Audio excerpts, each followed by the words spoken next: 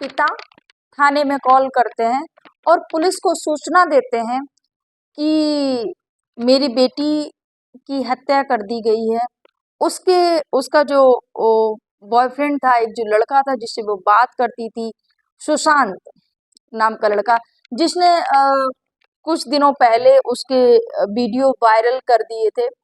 और वही एक बार 7-8 महीने पहले पिता ने बताया कि वो लड़का मेरे घर पर भी कूद गया था, कूद कर आया था। ये सब चीज़ें पिता ने बताया पुलिस को कि हमने पकड़ लिया था, और तब वह मारने की धमकी उसने दी थी कि हाँ मैं मार दूंगा।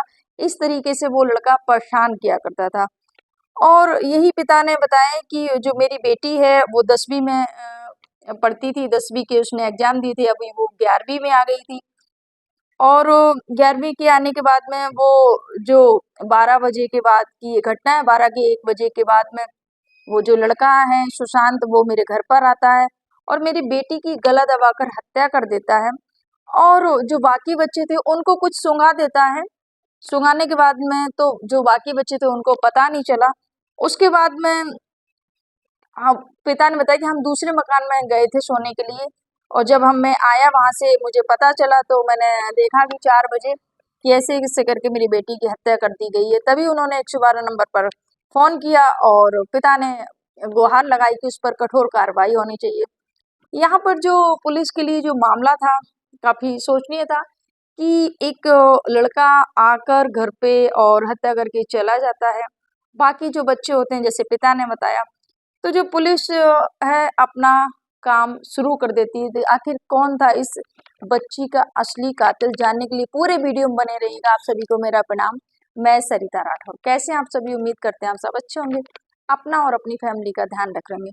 फ्रेंड्स, आज की जो सच्ची घटना मैं बताने जा रही हूँ उत्तर प्रदेश अलीगढ़ की है, जहाँ का थाना पड़ता है कुआरसी, क्षेत्र है तिकोना नगला की। ये जो घटना है वहाँ के पंकज शर्मा रहने वाले, उनकी जो एक हंसता खेलता परिवार था।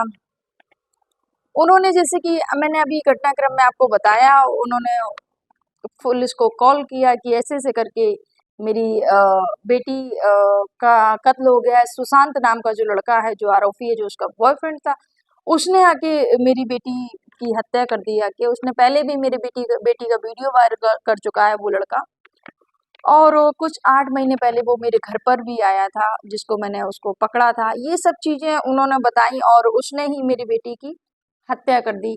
ये मामला पुलिस को उन्होंने बताया और उन्होंने बोला मेरी बेटी 10वीं की एग्जाम देके 11वीं में आई थी, और जिस स्कूल में वो पढ़ती थी उन्होंने उस स्कूल के भी बारे में बताया कि यहाँ पर मेरी बेटी पढ़ती थी। ये लड़का वहाँ पर उस बेटी से बातचीत उससे होती थी। उसके बाद में उन्होंने जब पुलिस ने ये पूरी जानकारी सुनी, जैसे पिता ने बताया कि वो दूसरे घर पे सोने के लिए गए थे, और जो बेटी थी ट्विंकल, वो यहाँ पर एक और जो बेटी थी गार्गी, वो सब साथ में सो रहे थे। वो माता पिता थे दूसरे घर में गए थे। तो यहाँ पर जो पुलिस होती है काफी पुलिस को कुछ समझ में नहीं, तो पुलिस एक एक करके सारे घर वालों से बात करती है। जब पूरे सारे घर वालों से बात करती है, क्योंकि पुलिस को साक्ष्य जुटाने थे, और जब जांच की तो सारे जो घर वाले थे उनकी जो बयान थे, सब लोगों के अलग अलग बयान थे।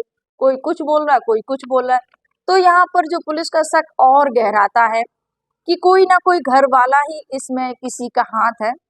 उसके बाद में जो परिजन होते हैं, एक जो बहन होती है गार्गी, जब उससे कड़ी पूछताछ की जाती, बड़ी बहन पूछताछ की जाती है, तो वो अपने जुर्म को कबूल कर लेती है और वो बताती है कि मैंने ही अपनी छोटी बहन की गला दबाकर हत्या की। उसने बताया कि जब वो जब वो खाने के लिए बैठी, तो हमने उसके खाने में नशीला पदार्थ मिला दिया था, जिससे उसको गहरी नींद आ गई थी, और उसी समय मैंने उसकी गला दबाकर हत्या कर दी।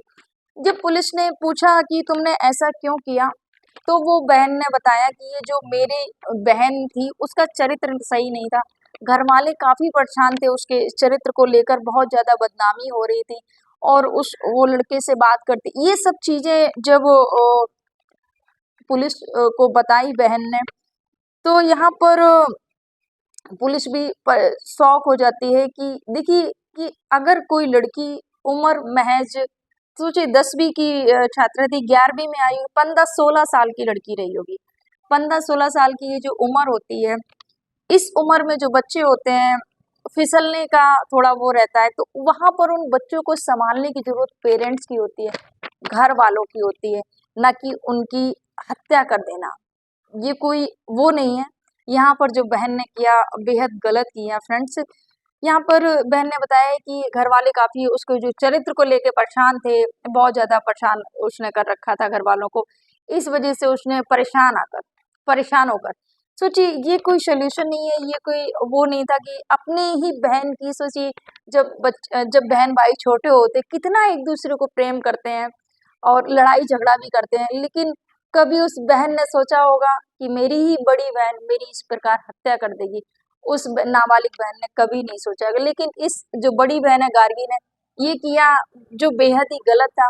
यहाँ पर जो बहन थी उसको समझा सकते थे, उसकी काउंसलिंग करवा देते, अगर उसको ज्यादा ही दिक्कत थी तो उसको काउंसलिंग करवाते, या तो उसको माँ और बहन मिलकर पूरा परिवार उसको समझा सकता था, अच्छे और बुरे की पहचान उसको करा सकते थे कि हाँ बेटी अभी पढ़ाई का समय है, क्योंकि अभी 10वीं से 11वीं में महज आई थी वो, 15-16 साल की लड़की, उसको अभी समझाने की जरूरत थी। बहुत सारी चीजें होती हैं घर परिवार में, लेकिन ऐसा नहीं कि उसको उसकी हत्या ही कर दी जाए। उस सदस्य को समझाया जाता है, उसको रास्ते पर लाया जाता है। शायद गार्गी और इनकी माता को यही करना चाहिए था, लेकिन गार्गी ने ये जो किया बेहद गलत किया है। आपकी क्या कमेंट है, आपके क्या विचार है, इस पर कमेंट जरूर करिएगा फ्रेंड्स। फिलहाल जो गार्गी है उनको गिरफ्तार कर लिया गया है। और ये देखिए घर वालों की चाल देखिए, उस बच्चे की हत्या करके जो जो पूरा मामला था, उसके जो बॉयफ्रेंड होता है उसके सिर पर मर दिया जाता है, इल्जाम उसके सिर पर लगा दिया जाता है, क्योंकि वो लड़की उससे बात करती थी और कुछ दिनों पहले एक मैटर भी हुआ था उसका, उसने वीडियो वायरल की थी और कुछ और घर पर भी आया था। तो बस घर वालों को लगा कि इसकी हत्या करके, क्योंकि उसने जान से मारने की धमकी भी दी थी, तो घर वालों को लगा क्यों ना ऐसे उसकी हत्या करके और उसके सिर पर मर दिया जाए, बॉयफ्रेंड के सिर पर तो फंसेगा वो।